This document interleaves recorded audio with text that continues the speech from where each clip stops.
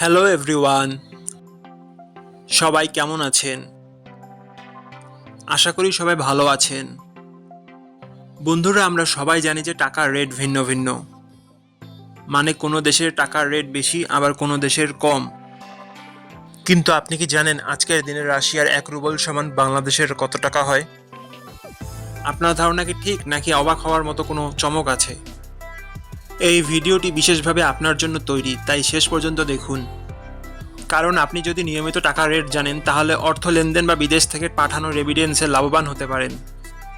আজ রবিবার 8 ফেব্রুয়ারি 2026।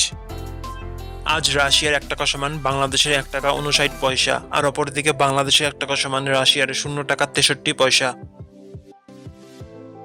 বন্ধুরা, টাকার রেট প্রতি মুহূর্তেই বদলায়, আর এই পরিবর্তন আপনার আয়, খরচ, এমনকি সঞ্চয়ের উপর প্রভাব ফেলে।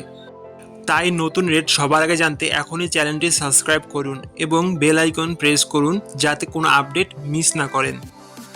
ধন্যবাদ, দেখা হবে পরবর্তী ভিডিওতে।